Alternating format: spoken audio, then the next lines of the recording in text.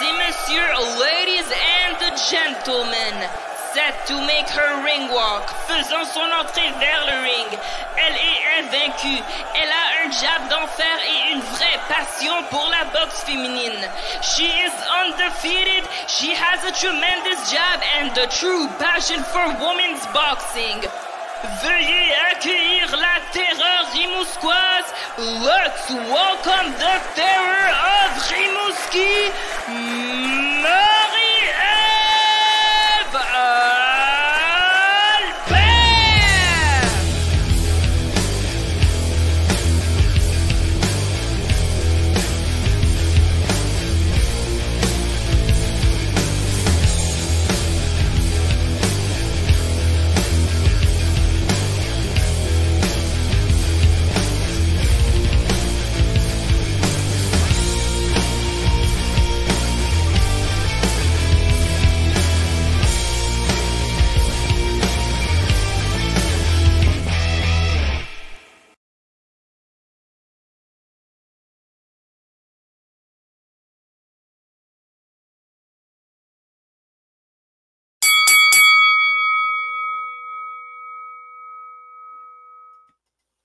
En direct de ton podcast préféré, je voudrais saluer mes amis de Grim MTL qui ont une compagnie de t-shirts. Ils avaient lancé, je ne sais pas si vous avez vu, ils avaient lancé comme des fake universités où tu pouvais faire croire que tu étais allé à l'université. Et là, ils ont fait, dans leur deuxième saison, ils ont fait Rimouski justement par amour du podcast 120 secondes. Toutefois, ils m'ont dit que tu payes ton coton watté. Tu iras voir ça sur Grim MTL. Oui, je l'avais vu, c'était comme un style américain, université américaine. Hein? Ils ont pris des universités américaines comme exemple, je ne sais pas, Ohio State, puis ils l'ont transformé. Genre, ils trouvent ça, eux autres, ils trouvent ça drôle. Puis c'est un de leurs produits qui est populaire. Genre, puis moi, ces gars-là, je les trouve génial.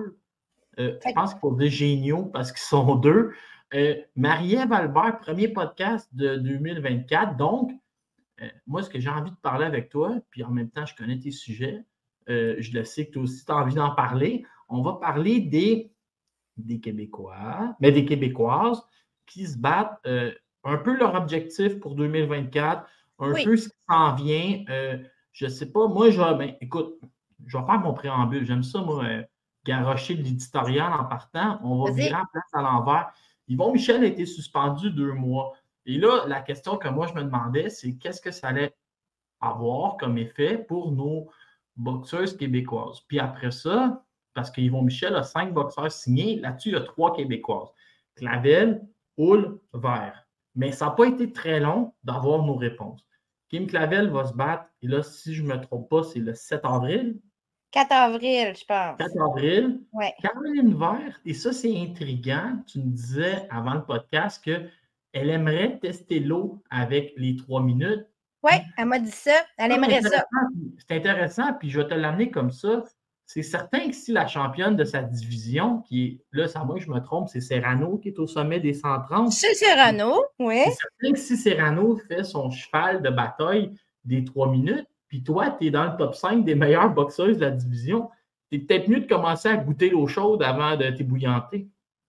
Moi, en tout cas, je jasais avec Caroline comme ça, informelle, puis elle me disait « Ah, j'aimerais ça faire du 3 minutes. » Je sais que ce n'est pas possible au Canada présentement, de par les règles de la régie puis des commissions dans différentes provinces, mais peut-être, j'aimerais ça tâter le terrain pour aller voir si je pourrais en faire au moins 1 ou 2, quelques-uns, tu sais, dans les prochains mois. Là, le groupe Yvon Michel, il y a 3 dates. Fait que c'est sûr qu'on va voir Caroline au Canada aussi sur une de ces dates. Mais son camp d'entraînement a l'air commencé depuis, mettons, je ne sais pas, moi, la mi-novembre, qu'elle nous dit Fight News coming soon. Fait que pourquoi on ne se ferait pas surprendre? Parce que aux États-Unis, si tu appelles Vincent Morin, je veux dire, je vais donner un exemple. Tu appelles Vincent Morin aujourd'hui, les États-Unis étant un peu plus lourd, ça pourrait se battre samedi après-midi, là. C'est ça. Qu'est-ce qui empêcherait Yvon Michel, il y a beaucoup de contacts aux États-Unis aussi, de faire une entente pour permettre une fois de temps en temps, Caroline, d'aller se battre sur une carte américaine, une forme, si ce n'est pas de la copromo, c'est une entente promotionnelle X, là. Ça serait possible. Pourquoi pas? Oui. Si la fille veut le faire, pense qu'elle est capable de le faire, elle le fait toute sa carrière aussi chez les amateurs, elle s'entraîne sur du 3 minutes. La fille, comme tu dis, de sa division qui a les titres, la plupart des titres du moins, se bat sur du 3 minutes. les combats payants aussi se font sur du 3 minutes présentement dans sa division. On peut déjà dire ça. Parce que Serrano amène beaucoup d'argent à ses adversaires. Donc, si jamais elle attire l'attention d'une Serrano pour un combat, elle pourrait faire une grosse paye en partant. T'sais, elle est quand même classée assez haut pour se permettre. Nina Menke va gagner 1 million contre Serrano. Et on dirait, tu sais, puis là, je t'interromps, mais cette semaine, je travaillais sur une autre boxeuse. Je ne la nomme pas parce qu'on se la garde, mais les Olympiques, puis tout ça, on oublie à quel point c'est gros, genre, pour les Britanniques, c'est gros même pour le reste du Canada. Tu sais, on a vu Caroline Vert, je ne sais pas si c'est toi ou Martine Vaillant-Bisson qui me racontait ça. Quand elle arrive à New York, elle connaît tout le monde. Tu sais, Cathy Taylor fait un détour pour aller serrer la main, puis là, on a vu sa photo avec Eddie Hearn. Tu sais, elle est connue par ses réalisations. Elle est très aimée. Moi, j'étais avec elle.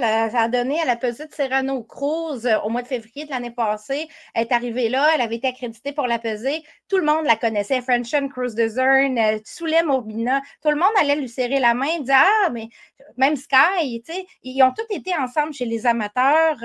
Elle a déjà une réputation. Il ne faut pas oublier aussi que Caroline Vert a déjà battu Michaela Mayer chez les amateurs. Ouais. C'est une des dernières performances de Michaela Mayer, c'était contre Caroline qui l'a battue. Après ça, à chaque fois, mais si le troisième round, il penche de son côté parce que c'est très serré, c'est une médaillée olympique aujourd'hui. Oui, tu sais, on n'a pas assez proche, donc je souhaite à Caroline beaucoup de succès dans ses projets. Je vais lui souhaiter au moins 3-4 combats, au moins un combat, on va dire, aux États-Unis. Au moins un, je dis aux États-Unis. Je veux dire un combat de 3 minutes, de ronde de 3 minutes, vu que c'est ça qu'elle désire. Est-ce que ça va arriver? C'est compliqué au Canada. Il ne faut pas penser que c'est facile à faire parce qu'on le désire. Donc, il y a du travail en arrière qu'il va falloir qu'il soit fait par son promoteur si on veut vraiment aller vers là. Peut-être que le plan va changer aussi. Tu sais, c'est facile de dire ça présentement. Peut-être que le plan va prendre une autre tangente. On va peut-être avoir des opportunités, un titre mineur bientôt. Elle est bien classée. Alors voilà, je lui souhaite le bonheur. Kim Clavel sur la carte du 4 avril, confirmé. On vient d'avoir le communiqué, c'est sorti là. C'est sorti. Et Marie, est-ce que ça pourrait. Là, moi, je ne veux pas être en mode complot, là, mais est-ce qu'on pourrait annoncer Kim Clavel là, puis la sortie, tu sais, puis finalement, elle reçoit une plus grosse offre? Tu sais, je veux pas. Parce que moi, il y a une affaire qui me surprend, tu sais, Kim Clavel, puis je vais te dire comme je le pense.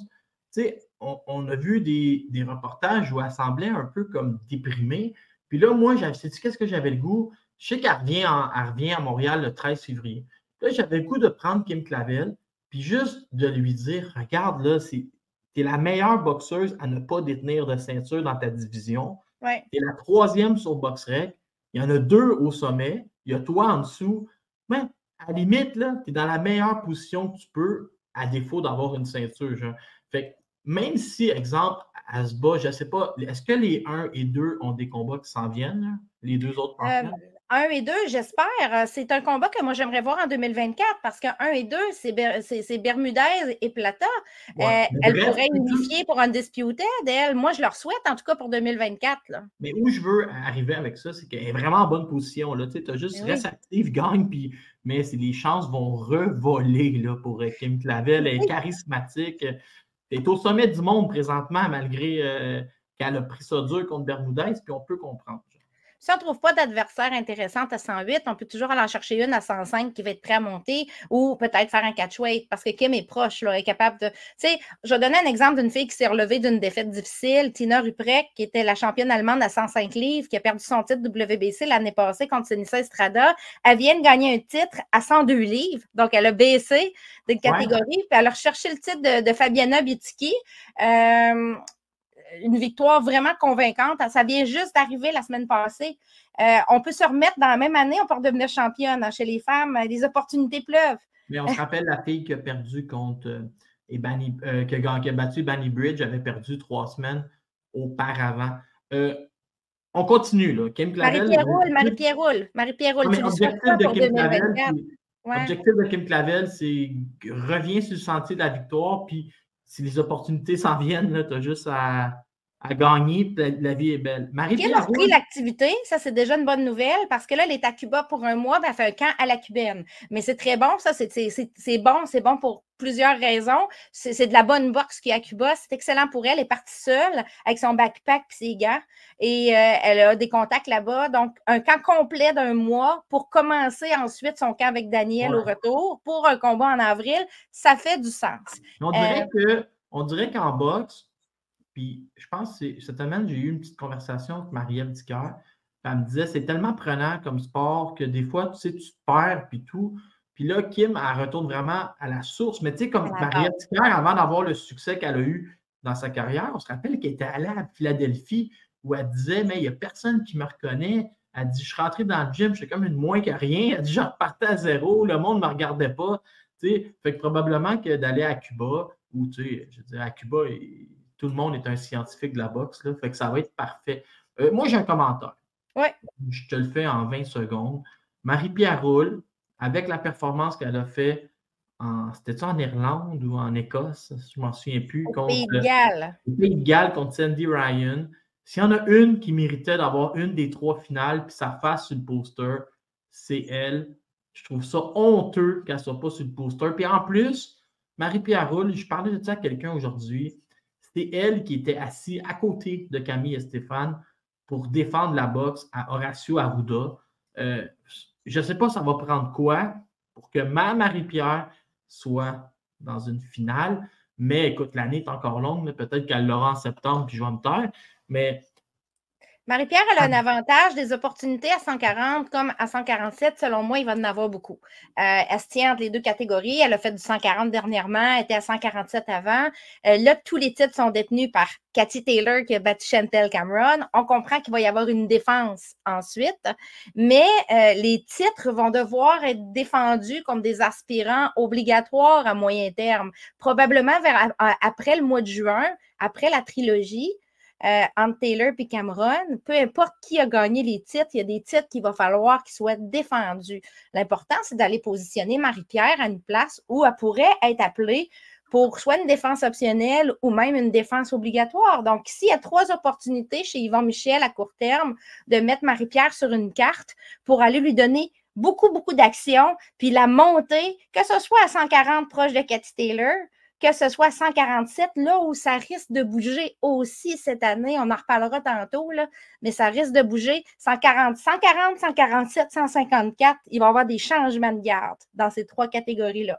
C'est sûr, je m'y attends.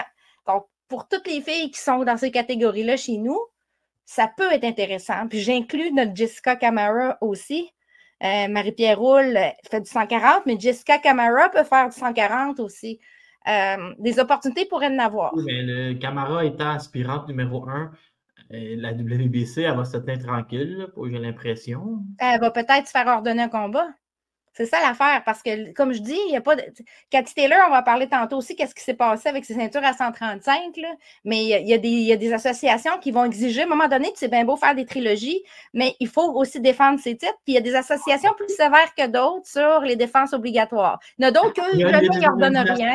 Il y a des organisations plus sévères que d'autres sur plein de choses, puis vous allez tous découvrir ça parce que tu as déjà parlé de 3 autres combats qui s'en viennent.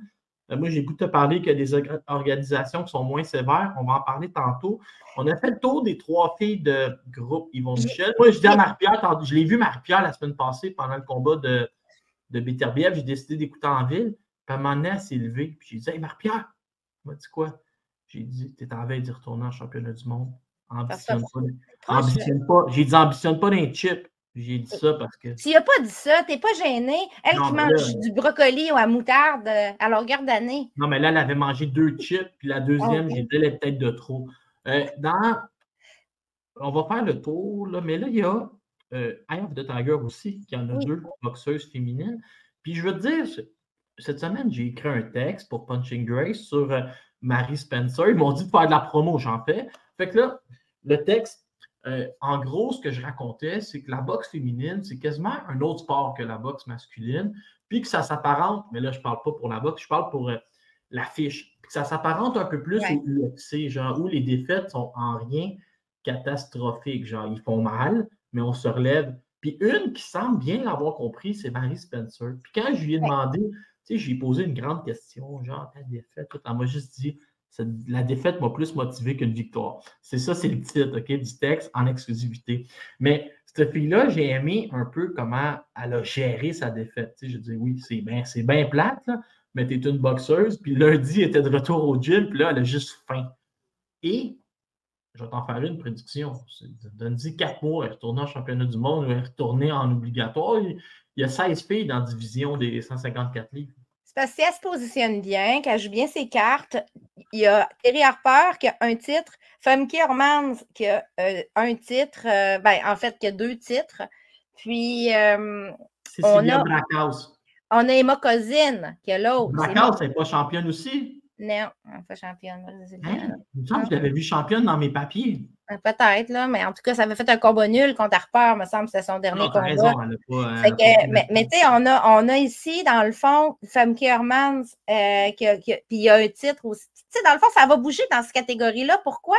Parce que Harper, mettons qu'elle prend Famke Hermans ou Emma Kozin. L'autre aussi, il va falloir qu'elle défende. Si Mary Spencer est bien positionnée en dessous, elle pourrait tout de suite aller contre Emma Kozin. On a Anna Rankin aussi qui aimerait peut-être avoir un espace pour se reprendre. J'aime ça parce que tu n'es pas la personne qui aime le plus se mouiller ou lancer des prédictions. Puis moi, je vais te forcer là. Allez, force-moi. Est-ce que Mary Spencer est la 2e meilleure boxeuse de la division? Elle n'a pas réussi à battre Herman, mais elle bat probablement toutes les autres. Je ne sais pas si elle bat Terry Harper, parce que Terry Harper est très, très rapide. Alors, c'est peut-être qu'ici, Marie est un petit peu plus lente que Terry Harper, ça pourrait jouer. Par contre, on a vu que Terry Harper avait un menton plus délicat. Elle a déjà été mise au tapis solidement. Alors, si Mary Spencer accroche une Terry Harper qui est plus légère par défaut, ça pourrait faire mal. 2e ou 3e, clairement, moi, je pense que présentement, Famke Hermans est la numéro 1 dans la division. Je crois que Mary Spencer est devant Emma Kozin, qui a moins d'expérience qu'elle tout court. Elle est très jeune, Emma Kozin. Elle n'a pas le background amateur de Mary. Elle n'a pas la puissance non plus de Mary. Maintenant, est-ce que Harper, je peux la mettre devant ou derrière Spencer? J'hésite sincèrement. Je dirais peut-être égalité pour l'instant. J'aimerais les voir l'une contre l'autre. Ça serait intéressant. C'est 2 styles totalement différents. Mais c'est ça. C'est sûr qu'on est dans un top 3, là. On est dans un top 3 ici. C'est une catégorie. C'est sûr que je discartais Clarissa Shields qui n'est plus à 154. On s'entend. Est-ce que tu vois Spencer retourner en championnat du monde cette année? Oui.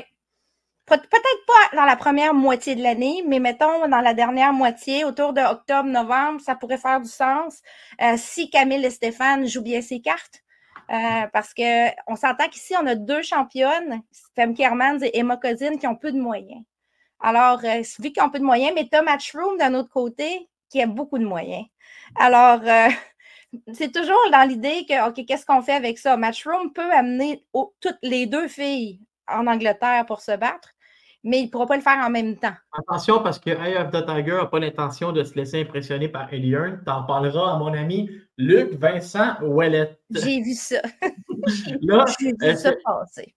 Comment tu vois l'année? Mais moi, j'ai le goût de te dire que si je vois Mary Spencer avoir un combat de championnat du monde, je suis encore plus certain que Vanessa Lepage-Johannis va en avoir un. Vanessa, j'ai eu oui dire, j'ai entendu dire quand j'étais à Biel Smith qu'on essaye pour le 7 mars, on en a déjà parlé, mais ça serait, au début, on parlait peut-être d'un titre IBO, mais on parle maintenant du titre WBC World. J'avais vu WBO, mais comme... on va mentionner WBC World, je ne citerai pas ma source, mais ce WBC World, il est vacant, ce titre-là. C'était le titre qui appartenait avant, si je me trompe. C'est le titre super, c'est pas le titre heavyweight qu'on irait chercher, c'est l'autre. Donc, le light heavy. Contre qui maintenant? Il n'y a presque personne dans la catégorie. Il y a plein de possibilités, mais il y en a peu en même temps. Il faut aller chercher une fille qui est crédible. Il faut aller chercher une fille qui est intéressante, mais en même temps, il faut quand même... il y a certains moyens qu'on a ou qu'on veut investir. Ça reste une finale au casino. Je sais pas à quoi m'attendre comme type d'adversaire. Le 7 mars, C'est Butler contre Steve Rose, là, ce serait spécial, mais ce serait une demi-finale en championnat du monde. Ben moi, j'aurais aimé voir Raquel Miller contre Vanessa, mais je pense que Raquel va avoir de la misère à faire le 180 livres, là, 175, 180 livres. Là. Elle est rendue plus heavyweight, je dirais. Fait que ça aurait été peut-être un match-up intéressant en heavyweight, mais est-ce que Vanessa est prête pour Raquel Miller? Parce que Raquel Miller a beau avoir fait certains combats plates, elle a quand même beaucoup de puissance dans ses coups et quand même beaucoup de vitesse. Il faudrait voir si on veut prendre le risque de la mettre contre Raquel Miller ou on veut lui permettre d'aller chercher le titre. Puis après ça, on verra comment on gère la suite avec les défenses. Mais ça pourrait être très, très intéressant le 7 mars. Peut-être un petit peu plus tard si ça ne se fait pas, mais le timing, les astres semblent alignés pour ça. Alors moi, j'ai demandé mon accréditation pour être là le 7 mars. Je te dis, c'est quoi mon plus grand souhait pour 2024 en boxe féminine? C'est quoi? Mais je veux voir ma Martine Vallière-Bisson en santé. Martine pourrait revenir si ça va bien, ça se passe bien, peut-être vers la fin de l'année. Pourquoi pas? On verra. Je sais que pour Martine, c'est un défi parce que, tu sais, quand on est malade, quand on a des traitements, quand on ne s'entraîne pas tous les jours, on perd de la masse musculaire. Moi, j'encourage toujours Martine avec la même chose, OK? Depuis que Terry Rozier s'est revenu de son cancer des lymphomes, mais le monde tombe comme des arbres, des troncs d'arbres devant lui. Le monde tombe comme des arbres que t'abats devant lui, OK? Fait que là, moi, je me dis, j'ai dit à Martine, moi, j'ai l'impression que quand tu surmontes le cancer, ça vient avec un état d'esprit puis une nouvelle force mentale qui fait que tu vas être encore meilleur comme boxeur. Puis moi, j'ai une amie qui me dit toujours, il y a une vie après le cancer qui est souvent meilleure que la première. Puis j'ai l'impression que c'est ça qui va arriver avec Martine, mais elle va revenir, ça va être Martine 2.0. Je lui ai parlé, Martine, je l'ai vue ce week-end aussi. J'ai passé beaucoup de temps avec elle, on a bien discuté, puis elle me disait, est-ce que si je fais un retour, j'aimerais beaucoup faire un retour 2024 si je suis capable de le faire. Bien sûr, c'est la santé avant tout, mais si elle arrive en possibilité de le faire, elle aimerait ça que ce soit contre une adversaire crédible. Elle ne veut pas avoir de faire valoir, c'est fini pour elle. C'est le temps perdu, là, il faut le rattraper. Je voulais savoir de Brie Hall, j'ai encore essayé. Je voulais organiser. Moi, je voulais organiser Brie en ligne contre Martine à Rouyn-Noranda en septembre. Puis elle n'était pas si enchantée que ça de mon choix d'adversaire, mais on va trouver quelqu'un d'autre. Elle veut quelqu'un qui va être intéressante pour elle parce qu'elle veut des vrais défis. Elle se dit, moi, il me reste quelques années en boxe. Je ne veux pas les passer à battre des filles qui sont 1-0 ou 3-0 ou 2-1. Elle a envie d'un vrai défi, d'avoir des beaux combats pour elle, un peu comme quand elle a affronté Laura Grisbe ou encore Emma Gongora. C'est des filles qui étaient de qualité. Même si elle n'a pas eu la victoire, Garbat aussi, tu sais, c'est des filles qui avaient de la crédibilité. Même Garbat qu'elle a pris à 13-14 jours, elle avait. Puis je vais juste mentionner, tu sais, en boxe féminine, ce que je souhaite, c'est j'espère qu'un promoteur comme Dougie Bernèche va s'installer, va ramener Jade Masson-Wong si elle le désire, ou comment elle s'appelle, notre amie française? J'ai oublié son nom, là. Notre amie française. L'autre boxeuse qui a boxé sur la carte de Dougie Bernèche. Là. Ah, mais Mathilde Baraillé. Mathilde Baraillé, si elle veut boxer, si Sarah Couillard veut revenir, j'espère qu'on va lui donner une chance. Ou on pourrait avoir des passages pro dès 2024. Est-ce que Tamara Thibault va vouloir passer pro cette année? On a vu des photos avec Eddie Hearn. C'est beaucoup ce qu'on entend, c'est beaucoup qu'elle aimerait signer peut-être à l'international. Est-ce que Sarah Kelly va décider d'embarquer dans le bain après les Jeux olympiques? On a nos Jeux olympiques. Sarah Kelly, je le gasse avec ça chaque fois que je la vois. Je dis, puis c'est quand tu passes pro? Puis là, jamais qu'on dit. Hein? J'étais tellement tanné de m'entendre. L'autre fois, elle a défrisé. On n'en pouvait plus. C'est un peu ce qu'on peut souhaiter en boxe féminine. Puis, je vais souhaiter à Tamara Thibault, on en parlait, une médaille d'or. Il va falloir suivre son parcours olympique. Elle et peut-être d'autres Canadiennes qui vont se qualifier. On va voir, là, les qualifications s'en viennent. Il y a l'Italie, ensuite la Thaïlande. Il va falloir suivre ça de près. Ça commence le 29 février. Ça m'avait fasciné parce que ça commence la journée bisextile. Puis vous surveillerez parce qu'il va y avoir des filles. J'ai eu vent d'autres noms chez les pros qui ne sont pas canadiennes, mais je ne les nommerai pas parce que ce n'est pas encore annoncé de leur côté dans leur pays. Des filles qu'on connaît très bien qui vont essayer le cycle olympique aussi, vont se présenter en Italie pour tenter le tout pour le tout. Des gros noms de la boxe pro qui vont essayer de le faire. Alors voilà, j'ai eu au moins 2 noms que je sais de sources sûres qu'ils vont être en Italie. On va lui souhaiter, écoute, on va lui souhaiter. Qu'est-ce que je souhaite aussi à l'international pour 2024? Il y a 3 combats que j'aimerais voir, Laurent. 3 en particulier. J'aimerais voir Senissa Estrada affronter Yokasta Valle pour Undisputed. Il y a tellement de rivalité à 105 livres chez ces 2 filles-là. Je pense qu'il faut le faire absolument. Il faut que ce combat-là ait lieu. Je veux aussi voir Kenya Henriquez contre Marlene Esparza, parce que Marlene Esparza, elle se fait toujours chouchouter par ses juges au Texas. Elle est bonne, mais elle n'est pas excellente chez les pros. Par contre, elle donne l'impression d'être excellente parce qu'elle a toujours des résultats larges, beaucoup trop larges pour ce qu'elle fait dans le ring. Et son aspirante obligatoire est Kenya Henriquez. Et Laurent, tu sais, l'algorithme de BoxRec, il faut en prendre puis en laisser. Mais il met Kenya Henriquez présentement la numéro 1 pound for pound au monde. Parce qu'elle a tellement affronté de gros noms, Kenya Henriquez. C'est un peu ironique que la numéro 1 n'a pas de titre présentement, mais c'est ça.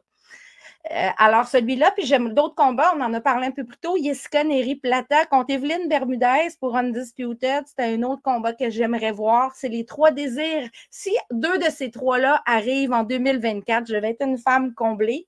Je miserais sur Estrada Valle, ça c'est sûr. Puis peut-être Plata contre Bermudez. Je ne crois pas que Henriquez contre Esparza va avoir lieu un jour, sauf si c'est ordonné par la WBC. C'est ça. Mais là, je ne sais pas si. Ben, pour vrai, je n'ai même pas regardé ta liste. Là, je te fais confiance pour jouer avec le bas d'écran. Mais quand tu parles des combats rêvés en 2024, moi, je regardais ça froidement cette semaine, les combats à venir. Tu sais. Puis je me disais, mais voyons. Si c'est moi qui avais dessiné la carte des combats ou qui avait demandé des combats, Michaela Mayer contre Natasha Jonas, c'est un combat que j'aurais décidé, que j'aurais voulu voir. Ça s'en vient, là. Puis Laurent, ça se peut qu'on en ait 2 pour 1 parce que si Mayer bat Jonas, c'est confirmé, il y a une clause de revanche, donc il y aura un rematch automatique. Parce que c'est merveilleux, là. La fille qui vient des 130, qui jump à 154, qui décide de redescendre, versus celle qui n'arrête pas de monter de 135, 140, 147, mais meilleure, qui est vraiment une bonne boxeuse. Jonas, on l'a vu contre Dicker, mais c'est un des combats, tu sais, moi, ça va être vraiment bon. Il y a des combats où tu peux lancer un 25 cents, je ne sais pas qui va gagner, mais ça, wow! Moi, j'ai décidé de me mouiller. J'ai décidé de me mouiller pour celui-là. J'ai décidé que Michaela Mayer allait prendre le titre de Jonas. Ça ne sera pas facile en Angleterre. Mais j'ai décidé ça. Alors, je vais rester sur ma prédiction. Ça ne sera pas simple. Est-ce que la revanche est automatique si Mayer gagne ou si Jonas gagne, est-ce qu'il y a quand même un automatique? Je crois qu'il y a une revanche automatique seulement si Mayer gagne le titre parce qu'il appartient à Jonas. Par contre, il pourrait y avoir revanche négociée entre les deux si c'est un combat serré. Mais mettons, là, je suis dans mes scénarios, mais mettons... c'est Jonas qui l'emporte et qui fait une défense optionnelle contre Marie-Pierre Roule. Je dis, tu regardes ça, le combat à tes visions? Hey, je regarde ça, ça pourrait être très, très bon. C'est pas des scénarios qui sont impossibles. Honnêtement, ça pourrait être bon. Il y a aussi des filles qui vont peut-être quitter le milieu de la boxe en 2024. Il y a un nom que j'ai en tête qui s'appelle Jessica McCaskill. Jessica McCaskill qui se ramasse là, elle a perdu un purse build. Matchroom ne m'a pas guidé assez haut. C'est Ivana Abazin qui a gagné le purse bid pour un combat en Croatie. Donc, McCaskill s'en va se battre en Croatie, je pense, à la fin du printemps pour défendre ses titres. C'était une défense obligatoire qui avait été ordonnée. McCaskill est âgée de plus en plus. On va se dire qu'elle a été chanceuse contre Sandy Ryan, très chanceuse l'année passée. Moi, je considère que c'était un vrai vol. Tu sais, on crie souvent au vol pour rien, mais là, dans ma tête, c'était vraiment aberrant comment c'était un vol. Moi, je n'avais même pas une carte serrée, puis je n'étais pas la seule. Je pense que McCaskill est un peu essoufflé. Je ne crois pas qu'il va y avoir un match contre Ryan. Je pense que peut-être qu'elle va faire quelques combats pour finir avec des victoires. Elle devrait battre Abazin, je crois bien, mais après ça, peut-être une défense optionnelle encore, vu que son combat vient d'être ordonné. Elle devrait avoir la paix pour 1 ou 2 combats. Peut-être qu'elle va prendre sa retraite, je m'y attends. 2024, je pense qu'il y a un essoufflement du côté de McCaskill, puis elle n'est pas tout à fait en bon terme avec son promoteur Eddie Hearn et Matchroom. Alors, ça ressemble à ça, ce que je dis. Clarissa Shields, tiens, Clarissa Shields, Savannah Marshall. Clarissa Shields. C'est un autre combat que tu aimerais voir? Ben, peut-être à 168 livres. Ça pourrait être intéressant parce que ces deux filles-là veulent se reprendre. Parce que Clarissa Shields, on va se le dire, elle n'a jamais affronté Shadowsia Green, mais la défaite de Green contre Franchon Crews-Dezurn a un peu tué le combat à venir parce qu'il y a moins de hype dessus. Si Green était devenue championne, là, il y aurait pu avoir une naissance de rivalité pour vrai entre Shields et elle, puis vraiment à 160 livres. Là, c'est Franchon Crews-Dezurn qui a, la ceinture de WBC. Shields l'a déjà battu. Shields s'est grandement amélioré depuis ce temps-là. Il pourrait y avoir un rematch, mais tu sais, c'est moins intéressant pareil comme combat que l'autre qu'on voulait voir. Maintenant, Marshall et Shields s'entraînent en PFL. Shields est sur la carte de février en Arabie Saoudite, PFL contre Bellator. Ça va retarder. Marie, il faut que je te le dise, tu sais, quand nous, on est un podcast de boxe féminine, puis si tu y penses, moi, si tu me demandes c'est qui ma numéro 1 pound for pound, c'est Clarissa Shields qui est de loin en avant parce qu'elle unifie les titres. Là-dessus. Elle unifie les titres sans perdre un round, tu sais. Fait que moi, j'ai Cathy Taylor plus loin, c'est tout.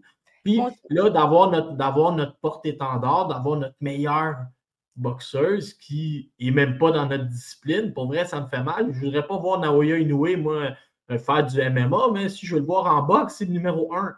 Ça le fait par manque de défis, hein? Parce que les bourses sont bonnes aussi, mais par manque de défis. Elle a battu pas mal tout le monde qui est au top de la catégorie. Puis là, ben, tout ce qu'on lui offre, c'est des rematchs. Alors, des rematchs qui ne génèrent pas nécessairement des grosses bourses. Alors, il va falloir, tu sais, j'ai hâte de voir la nouvelle génération de boxeurs qui viennent des Olympiques rentrer puis progresser plus. Là. Les filles comme O'Shea Jones et tout ça là, vont monter. Ça va amener une nouvelle... Tamara Thibault, mais en même temps, elle ne va pas prendre Shields à son deuxième combat. Fait que, non. Ça va prendre un cycle olympique plus 2 ans. Fait que... Mais mettons, là, si elle passe pro à l'été, Tamara Thibault, il faut lui donner au moins 5 combats pour qu'elle soit vraiment, qu'on soit certain que sa transition est faite. Il faut aussi qu'elle prenne ses repères. Mais peut-être que 5-6 combats dans ces divisions-là, c'est normal d'avoir une chance en championnat. Moi, je ferais Thibault contre Shields au Sky Dome pour nous rappeler quand il y avait eu Michael Johnson contre Donovan Bailey. Puis là, je ferais comme un événement, genre 20-30 ans plus tard, c'est incroyable.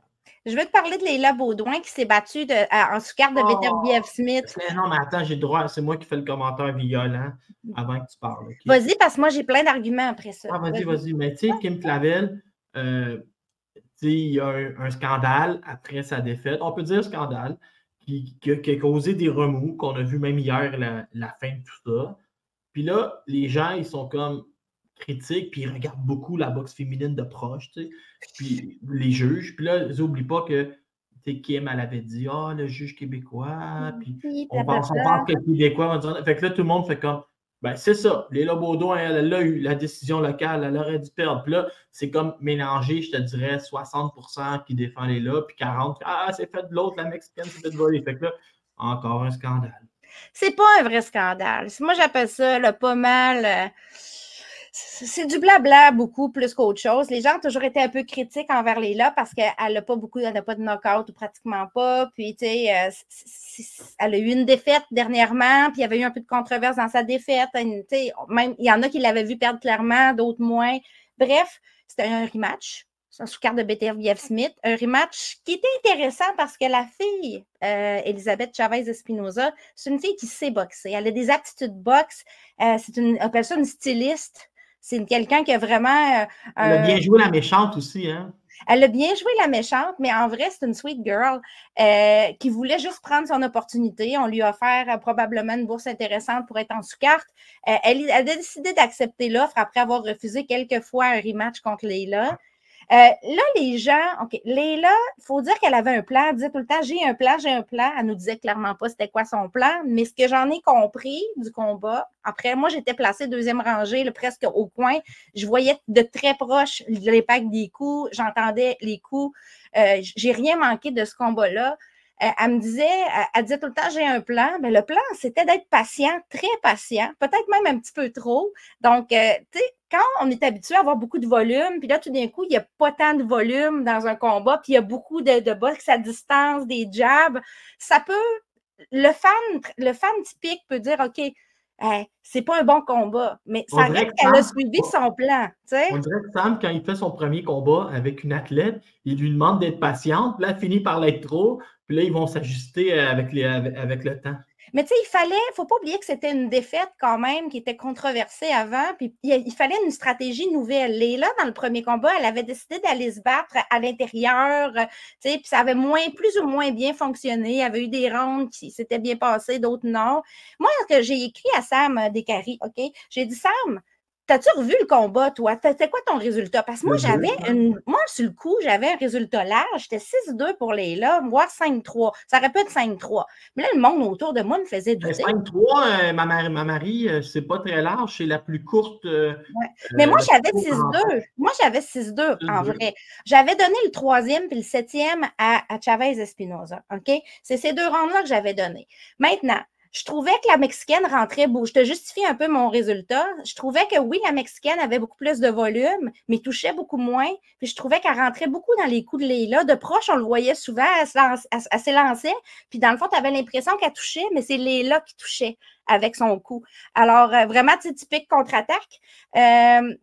J'avais vraiment Léla d'avance. Je pourrais concéder 5-3, une victoire plus serrée, parce que des fois, il y a un round qui peut donner l'impression. Tu sais, il y a des rounds qui sont plus serrés à la vue, même si le volume n'est pas tout à fait pareil.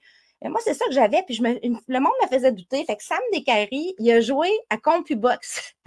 Il s'est fait un CompuBox de lui-même. Il a analysé aujourd'hui tous les rounds, autant pour Léla que pour Chavez, type de coup, combien de coups ont touché, puis le pourcentage d'efficacité, il m'a envoyé les 8 rounds. Puis il y a des statistiques intéressantes qui ressortent de ça. Là, on ne parle pas d'impact de coups, OK? On ne parle pas parce que là, on ne peut pas le voir là-dedans. Mais sur 8 rounds, OK? Il y a les 8 rounds, c'est Léla qui a le meilleur pourcentage d'efficacité, OK? Mais dans les 8 rounds, c'est la Mexicaine qui a le volume. C'est ça qui arrive. Mais 7 des 8 rounds, c'est Léla qui a le plus de coups. C'est Léla qui a le plus de coups atteints. Non, mais là, je veux savoir. Là, il y a 8 rondes où Léla lance Léla est plus précise qui a landé le plus de coups? C'est ça ma question. Qui a landé? C'est Léla dans 7 des 8 rondes. C'est ça, je veux savoir. 7 des 8 rounds, Léla. Je vais donner un exemple, le 8e round, là, parce que Léla, il ne faut pas oublier qu'elle s'est blessée aussi au 6e. Elle m'a montré ça en conférence, en salle de conférence. Elle s'est éclatée une capsule de la jointure. C'est très douloureux, mais ça se répare, ça se guérit quand même assez bien. Les bagarreurs de ruelle comme moi, on sait de quoi tu parles. Fait qu'on s'entend que son 7e round n'a pas été représentatif. Elle venait de s'éclater la jointure, comme on dit, la capsule. Peut-être, là, on a vu, moi, je l'ai donné à l'autre, le 7e. Je ne savais pas, moi, qu'elle s'était éclatée la capsule à ce moment-là. Mais le 8e round, le dernier, pour vous donner une idée, la Mexicaine a lancé 60 coups. Léla en a lancé 31. OK? C'est quasiment le petit double, pratiquement. Sauf que la Mexicaine a touché 6 fois, puis Léla a touché 15 fois. C'est le genre d'affaires-là que je parle beaucoup. Les juges, des fois, ils vont se faire avoir par le volume, par l'agressivité. Oui, puis il faut bien regarder. D'avoir le CompuBox du combat. Il faut bien regarder parce que les coups touchés aussi, tu peux avoir énormément de coups touchés dans un round, mais pas touchés dans les autres, puis perdre ton combat. Un round, c'est comme un micro-combat. Il faut les évaluer round par round. Hein? Fait que moi, j'avais Léla 6-2. Ça ressemble un peu à ce que je vois de l'analyse de Sam. J'aurais, OK, 5-3, je l'accepte parce qu'on est dans un combat quand même avec une fille qui sait boxer, mais je ne vois pas où la controverse. Je ne la vois pas du tout. Peut-être parce que Léla était beaucoup plus patiente, peut-être un peu trop des fois que d'habitude, tirait beaucoup moins. Peut-être parce qu'elle utilisait beaucoup son jab à comparer à d'habitude. Même là encore, il y a des rounds où elle n'utilise pas tant que ça, son jab. Tu sais, qu'est-ce que j'aurais tendance à faire? Moi, si j'étais le promoteur, OK, tiens-toi bien, là, moi, je vais te surprendre. Si j'étais le promoteur, je veux, Léla, je l'adore, mais je vais dire ce que je pense vraiment. Si je suis le promoteur, je veux vérifier si Léla peut appartenir à la classe internationale ou si elle est stallée là, comme dirait mon grand-père. Mm-hmm. Donc, ce que je fais, c'est que je dis à Léla, sacrifie les 3 prochains mois avec Sam, qui est tu travailles plus avec Sam maintenant, puis je te ramène encore cette fille-là en juillet, puis je veux voir une progression avec ce qui est arrivé en janvier. Puis s'il n'y a pas de progression, je dis, bon, on a atteint un certain sommet, puis on va peut-être investir moins ou travailler différemment parce qu'on va oublier la chance d'aller, mettons, contre Alicia Bobgarner en championnat du monde. Versus si elle arrête puis que je vois une constante progression, là, on va en ligne sur l'international. Tu sais, j'aurais tendance à vouloir y aller en trilogie. Ça pourrait être une belle stratégie, vu que c'est 1-1 présentement, puis je pense que les deux filles se connaissent bien, puis peut-être qu'avec une belle bourse, ils accepteraient. Cela dit, Leila va prendre un petit break parce qu'il lui reste une session d'école à finir, puis il faut qu'elle soigne sa main. Donc, à court terme, on ne la reverra pas dans les prochains galas. Ouais. On ne la reverra pas dans les prochains galas, mais par contre, à partir du mois de mai, c'est là que ça va être machine 100% boxe. C'est ce qu'elle m'a dit. Elle va ouvrir la machine. L'école va être finie. C'est sa dernière session de technique infirmière. La main va être soignée. Les stages ou peu importe, les examens vont être finis.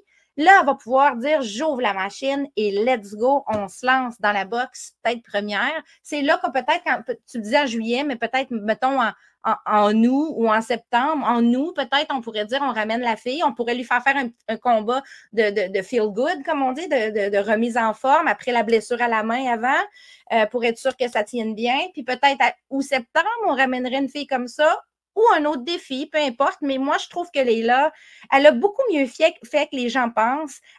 Oui, c'est vrai que ce n'était pas un combat excitant. Soyons honnêtes, c'était pas excitant. C'était un combat patient. Il y avait, on allait dans l'opportunité beaucoup plus que dans le volume.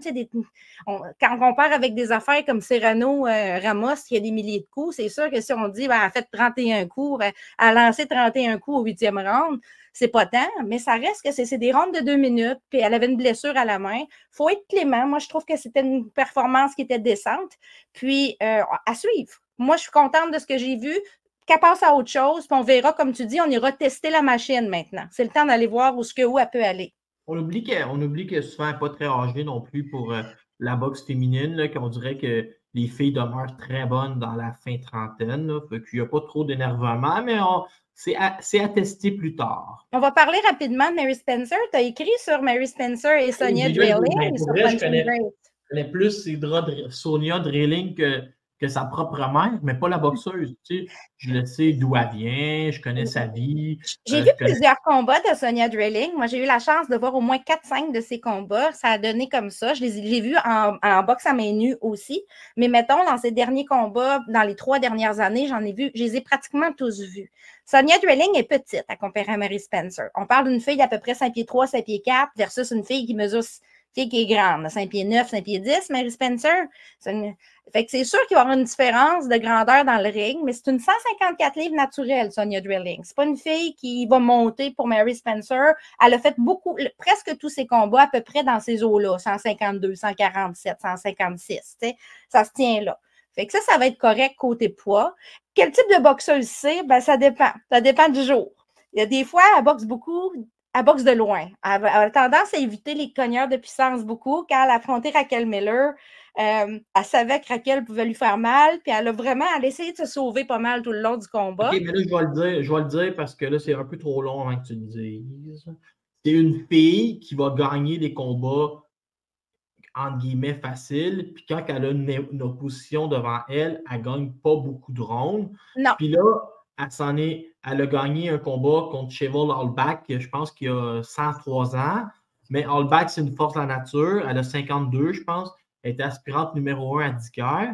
Là, elle militait un peu pour son combat contre Dicker et elle a perdu contre Drilling. Mais ce que j'ai lu, j'étais allé lire des découpeurs de journaux puis plein d'affaires, Hallback dit qu'elle s'est fait voler. Mais ça, c'est pas si clair. Je l'ai vu le combat, moi. C'était serré quand même. C'était assez serré. Mon point, c'est que si Mary Spencer a des aspirations de retourner en championnat du monde, sans dire qu'elle va knocker Drilling parce qu'ils ne tomberont pas tous, elle ne devrait pas perdre beaucoup de rondes. Ça devrait bien aller. Je disais à Sam Descaries tantôt, je disais Drilling, c'est une fille qui boxe de loin, puis d'un coup, elle va popper vers l'avant, puis elle va se retirer. Là. Elle va te faire des attaques un peu croches, puis il dit oui, mais c'est une brawler aussi. Il me disait ça. Je dis oui, elle va faire des combinaisons de 3-4 coups, pas élégants pantoute, là, mais ça va rentrer au poste, puis après ça, elle se retire de loin, là, elle se tient loin. Là. Je ne la vois pas comme un réel défi, je la vois plus comme on relance Marie. En plus, il y a quelqu'un qui m'a dit une rumeur qu'elle pourrait revenir déjà le 7 mars. Si ce n'est pas le 7 mars, ça va être vraiment tôt. Là. Elle va revenir tôt. Le plan, c'est Camille, bientôt, on va recevoir un courriel. Il va y avoir 5 dates dans le 2e trimestre. Là. c'est ça, là. Il va y avoir plusieurs opportunités. Si ce n'est pas le 7 mars pour Mary, parce que c'est quand même un peu tôt. Moi, je trouve ça tôt, Non, 25, il va y avoir 7 mars. Il y deux a un dates mois. en avril, une date en mai, 2 dates en juin. Ça va opérer.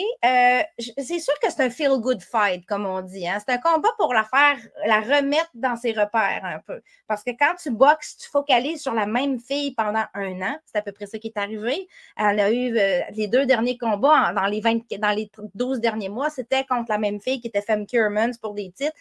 On a tendance à peut-être à s'égarer un peu de la base. Là, on va retourner aux bases, travailler les bonnes affaires, focaliser sur retrouver le chemin de la victoire. Puis après ça, on verra. Mais comme je dis, ça va bouger. Il va y avoir des opportunités pour Mary. Si ce n'est pas à 154, peut-être à 147, c'est un poids qu'elle pourrait faire aussi.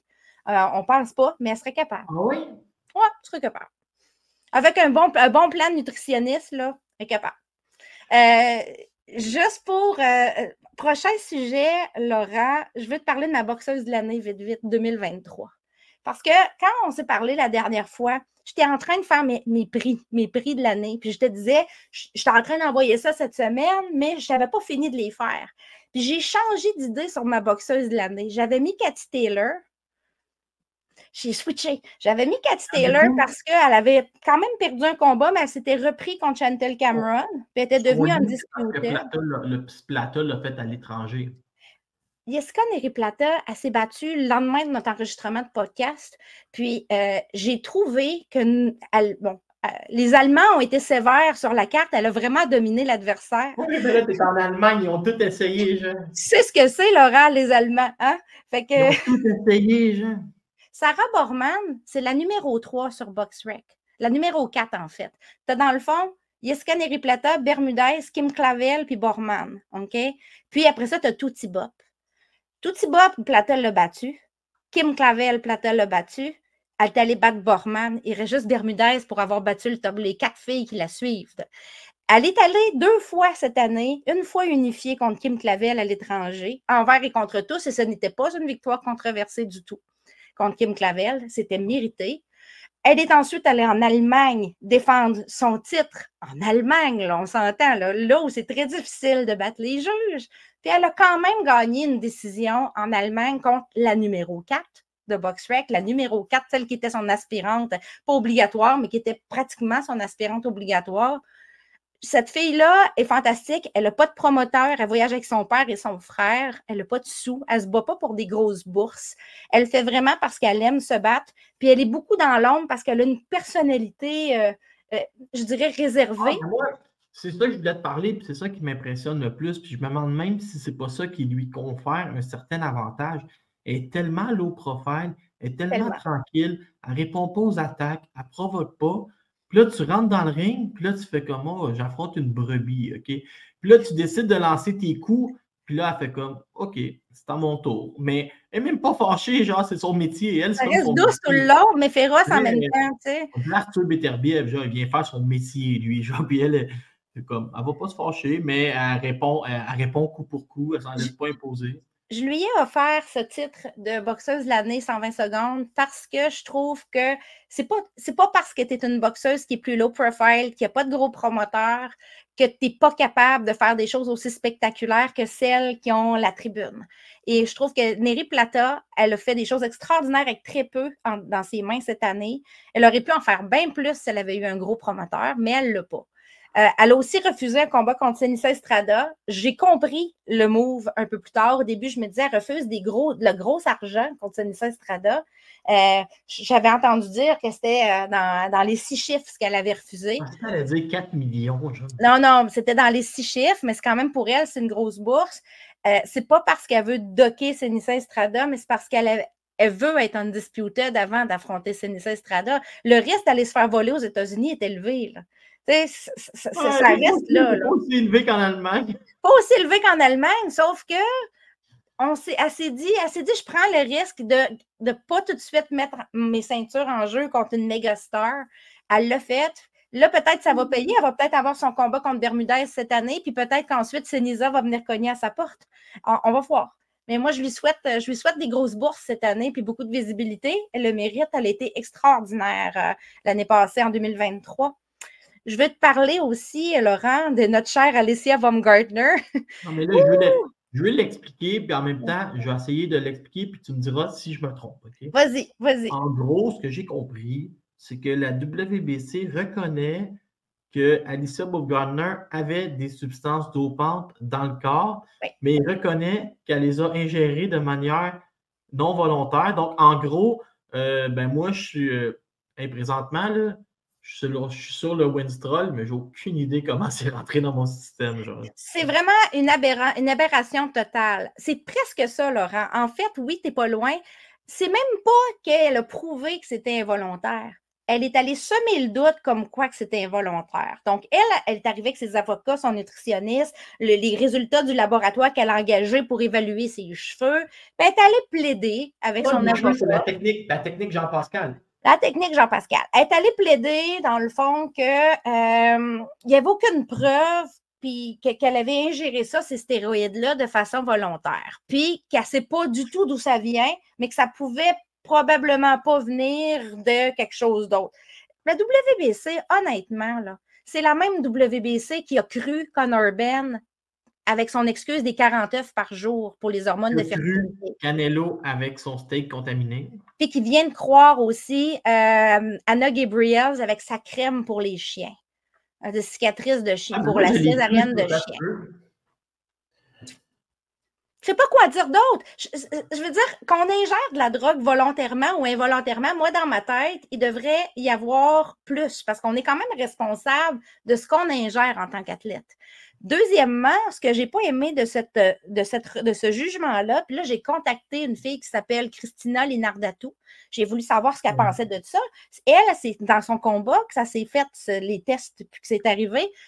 Aucun mot sur ce combat-là, parce que moi, avec Christina Linardatou... Mais le combat n'avait pas été annulé, la revanche? Non, il n'est pas annulé. Le combat n'est pas annulé, puis il n'y a pas de revanche automatique de demander.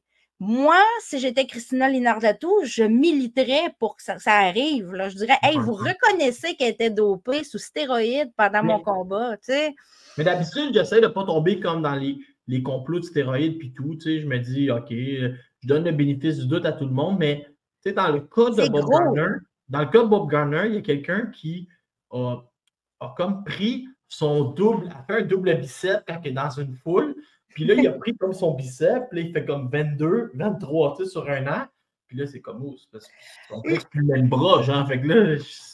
On lui donne une probation d'1 an rétro à juillet de l'année passée. Donc, ça veut dire que ça va à juillet de cette année. Pendant cette promotion-là, VADA peut lui faire des tests aléatoires sans fin, un peu à la nonito d'honneur, comme on dit. C'est un peu ce que Jean-Pascal devait avoir aussi comme traitement quand il était suspendu. Elle ne peut pas retomber. Si jamais il y avait un test irrégulier encore ou positif, elle va être suspendue 6 mois automatique. On parle de la WBC. Maintenant, est-ce que le règlement interne de la WBO, de l'IBF et de la WBA est différent? Ça, on ne le sait pas. Elles doivent statuer aussi. Il ne faut pas oublier que Baumgartner est undisputed. J'imagine que tu es supposé avoir l'élégance de suivre la suspension, l'approbation de l'autre association. Je sais que la WBO est en enquête là-dessus parce qu'ils ont fait des communiqués, donc on devrait avoir un résultat, mais peut-être qu'eux vont pénaliser le côté doping involontaire. Ils vont peut-être suspendre 6 mois, mais si c'est rétro, la suspension va être déjà finie. Mais il faut comprendre qu'il y a une différence dans le wording. Hein. Baumgartner clame, je suis innocente. Non, tu n'es pas innocente. Tu es dopé, mais peut-être qu'on ne savait pas comment c'était. Si toi, tu as clamé le fait que tu ne savais pas comment ça se faisait, que tu étais dopé, mais tu n'étais pas clean. On ne peut pas dire que tu étais clean, tu n'étais pas clean. Je ne sais pas comment l'ostarine s'est ramassée dans mon pot de protéines. Tout ça pour dire que je trouve que la WBC a 0 crédibilité dans le milieu de la drogue présentement. Ça fait longtemps qu'on le sait, mais à chaque fois, ils me surprennent de plus en plus. Mais tu sais, pour vrai, tu me dis ça, puis là, je ne sais plus qui croire, parce que moi, quand je suis la WBC, ils disent toujours qu'ils sont les précurseurs. Ben, c'est ça. Ils ont été les premiers, puis Mauricio, il en fait son cheval de bataille, puis il est fier. Toutes les excuses sont bonnes pour semer le doute. Aussitôt que tu sèmes le doute un petit peu, la WBC, même s'ils ont prouvé que le test était positif, ils vont te bannir rétro ou encore ils vont te faire une probation. C'est même pas une suspension. Elle peut se rebattre, là. Elle peut se rebattre. Une probation, ça veut dire qu'elle peut se battre, mais sous protocole. Tu sais, elle est sous protocole. Donc, voilà. Quoi d'autre? On passe à nos sujets. Ben, Moi, j'ai de la misère avec la décision. Perso, puis je ne suis pas la seule. Ben, disons qu'elle a une prise contre elle, il va falloir qu'elle se surveille maintenant. Cathy Taylor a fait des choix dans le temps des fêtes. Elle avait jusqu'au 21 décembre, entre autres, pour choisir du côté de la WBO lequel des 2 titres elle gardait, parce que la WBO, à moins que tu sois super champion, tu ne peux pas garder 2 titres en même temps dans 2 catégories différentes. Il faut que tu choisisses. Elle avait demandé une extension, parce qu'en vrai, tu as 10 jours pour choisir. Ils ont donné 3 semaines au total, 2 semaines de plus que son 10 jours. 21 décembre, elle a choisi de garder le titre de 140 livres. L'IBF, en parallèle, a demandé à Cathy Taylor de défendre son titre à 135 livres contre sa mandatory. Et là, Cathy Taylor a refusé. Elle a dit « Je veux me battre à 140 livres. J'ai un rematch à Croke Park qui s'en vient, probablement une trilogie contre Chantelle Cameron au mois de juin. » Et l'IBF a dit « Si tu ne fais pas ton combat mandatory à 135, on t'enlève ton titre à 135 de toute façon. » Donc, elle a aussi abandonné le titre à 135 de l'IBF. C'est sérieux, la IBF. Je donnais l'exemple de Fury qui bat Klitschko. Puis le lendemain, on lui dit « Hey, t'as 45 jours pour Charles Martin. » Puis reprenez la ceinture. Eux autres, ils niaisent pas. Mais ils ont fait la même chose avec Bridges contre Shannon O'Connell, si tu te rappelles. C'est pourquoi la IBF niaise pas? Ils se sont fait prendre dans des malversations dans le passé. Oui, mais c'était quoi la malversation? J'ai le goût de te la raconter pour les gens à la maison. Il téléphonait les promoteurs, puis il disait « Hey, mon aspirant numéro 1, il est vide, t'offres combien? » Et là, il encantait l'aspirant numéro 1. Imagine-tu. Moi, j'offre 35 000 pour... là, moi, j'offre 40, 60. OK, moi, je passe. Puis j'avais été devenu aspirant numéro 1. Honnêtement. Fait qu'à cette heure, l'IBF est plus stiff. Il faut comprendre que Cathy Taylor, elle n'a pas défendu son titre, aucun titre à 135 livres depuis octobre 2022. Donc, ça commence à faire...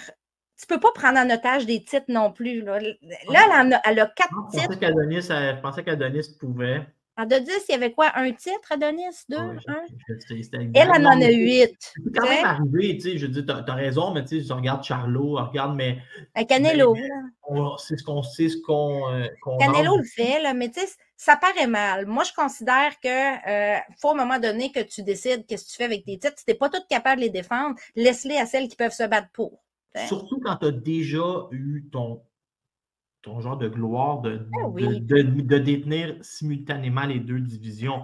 Tu n'as plus besoin de le faire longtemps. Cathy Taylor est en fin de carrière. Les combats payants pour elle vont être à 140 livres. Elle pourrait peut-être prendre des filles comme justement Michaela Mayer. Ce type de filles-là pourrait descendre à 140. Il y en a plein. Terry Harper pourrait revenir à 140. Les combats les plus payants pour elle vont être à 140 dans le futur. Ça, c'est si elle ne perd pas son rematch, la trilogie contre Cameron, qui est très bonne. Ça pourrait arriver que ce soit de courte durée, mais je m'attends à ce que d'ici la fin de l'année, mettons 3 autres combats pour Cathy Taylor, puis après ça, je dirais, ça va être la révérence qui va être tirée. Là. On arrive pas mal là. C'est la révérence. Rapidement, as-tu vu le scandale de Boxing USA qui a annoncé sa position sur les athlètes transgenres? Sais-tu ce que j'en pense de tout ça, Laurent? J'ai l'impression que Boxing USA se l'est joué politique. Puis je vais te dire pourquoi. Ils ont décidé de permettre à une femme trans d'affronter une femme cisgenre dans leur compétition selon certains critères. C'est une manière de dire oui, c'est possible, mais ils ont mis des critères tellement difficiles que c'est comme... C'est un oui-non, dans le fond. Ils n'ont pas été capables de dire non pour éviter de faire de se mettre des poursuites puis un paquet d'affaires à dos. Fait qu'ils ont fait un oui-non.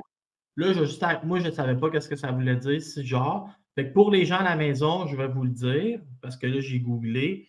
La cis-identité ou cis-sexualité est un type d'identité de genre où le genre ressenti d'une personne correspond au genre assigné à sa naissance. Comme moi, je suis une femme cisgenre. Toi, tu es un homme cisgenre. J'ai décidé que j'étais un homme et j'en suis un? Ouais. Tu es né homme, biologique, puis tu gardes ton genre. Mais en gros, un homme qui se sent femme aurait le droit d'affronter un transgenre? Chez les femmes? Ben, en fait, non, je vais te les dire, les critères. J'essaie de comprendre le raisonnement de Box USA. Boxing USA, je vais te les dire, les critères. Ça va prendre une transition complète avec chirurgie, OK? Donc, tu ne peux pas dire, je suis en transition, mais je n'ai pas eu ma chirurgie, OK? Il faut que tu aies fait ta chirurgie. Donc, prendre une transition d'homme à femme complétée, on parle de la chirurgie. La chirurgie, ça doit avoir eu lieu au moins 4 ans ou plus avant le premier combat, avec des tests hormonaux à tous les trimestres. Mais en gros, c'était juste parce que moi, dans ma tête, je viens de réfléchir vraiment en innocent. Je me suis dit, qu'est-ce que ça fait que j'aille ou pas, tu sais, mais là, je viens de comprendre que c'est pour être sûr que les niveaux d'hormones aillent descendu. Oui, c'est ça. Ils parlent du niveau de testostérone de l'athlète, là. Ils ont mis des balises bien précises pour les niveaux de testostérone. C'est super important. Puis l'athlète, il faut qu'il soit... Je me sens mal parce que j'arrive pas de t'arrêter, mais je voulais juste te dire qu'à un moment donné, j'écoutais Paul Arcand, puis là, il recevait comme un spécialiste, puis en gros, lui, il disait que, tu sais, il essayait d'imaginer les Jeux olympiques dans 150 ans, puis il disait, genre, il n'y aura plus de gars, de filles, de cisgenres ou de transgenres. On va juste avoir une catégorie où on va prendre une piqûre, on va regarder ton taux d'hormones, puis on va dire plus t'es là, moins t'es là, puis ça va être réglé comme ça. Genre. L'athlète, il faut qu'il soit en mesure de démontrer son taux d'hormones précis pour les 48 mois précédant la première compétition. Ça veut dire que non seulement il faut que ça fasse 4 ans que tu as eu ta chirurgie avec des tests hormonaux au trimestre, mais en plus, il faut que tu aies maintenu ton taux de testostérone, ton taux hormonal pendant 48 mois précédant la première compétition. Fait que c'est compliqué. C'est pas simple. Là. Ça veut dire que moi, du jour au lendemain, là, si je viens de me faire opérer, ou toi, tu viens de te faire opérer, tu deviens trans. Transition complète, tu ne peux pas boxer chez Boxing USA. Là. Il faut que ça fasse 4 ans, que tu aies eu des tests au trimestre, que ton taux d'hormones soit maintenu depuis 48 mois. Et ça me mène à 46 ans quasiment. Là. Fait que c'est pas simple. Fait que c'est un oui-non. Moi, j'appelle ça un oui-non. C'est un oui. C'est un non déguisé en oui, dans la mesure où ils se disent que ça va être très complexe d'y arriver, puis que de temps en temps, il va y avoir un candidat qui va le faire, mais ça va prendre beaucoup de volonté. Là, ils vont être 6 à se qualifier, puis il y a 9 catégories de poids. Par contre, ça reste que c'est un peu spécial de faire un non déguisé en oui. Ça a été controversé. Beaucoup de gens sont fâchés de voir comment ça se fait, de voir la décision. On s'attend à voir la décision de Boxing Canada bientôt aussi. Ils se penchent là-dessus en comité présentement. Est-ce qu'ils vont suivre un peu la tendance de Boxing USA ou vont être plus stricts? On sait qu'ici, c'est un petit peu plus controversé parce qu'on a eu des cas. Il y en a peut-être moins eu de cas médiatisés aux États-Unis en boxe.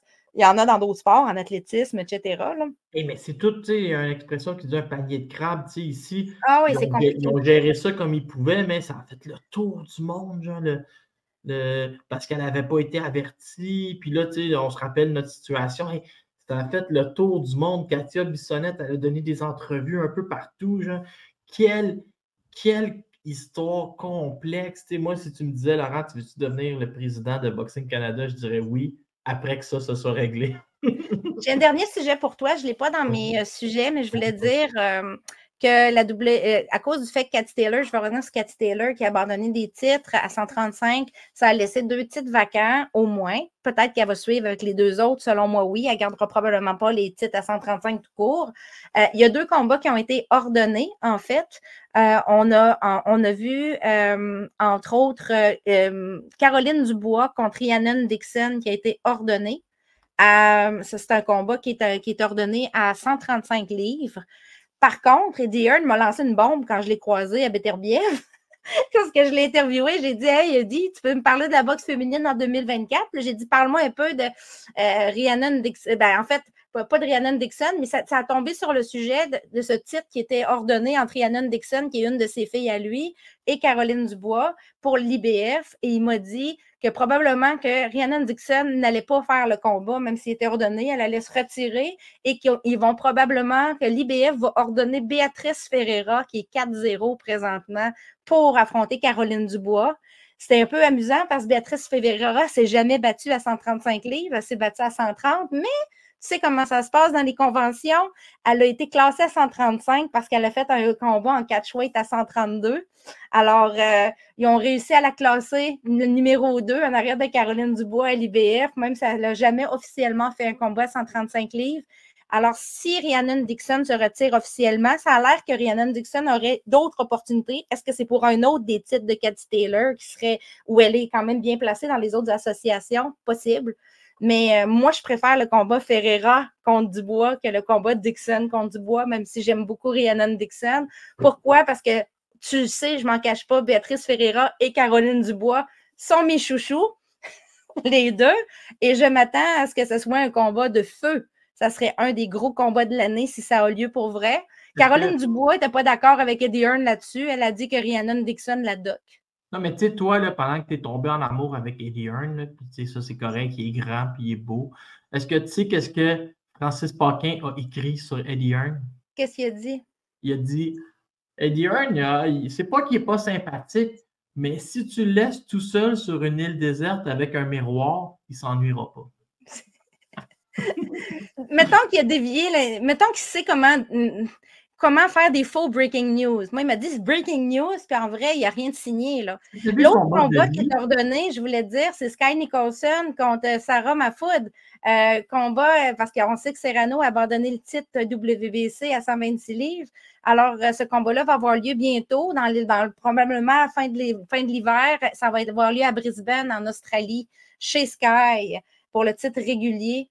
Alors voilà, la favorite, la chouchou de Eddie Hearn.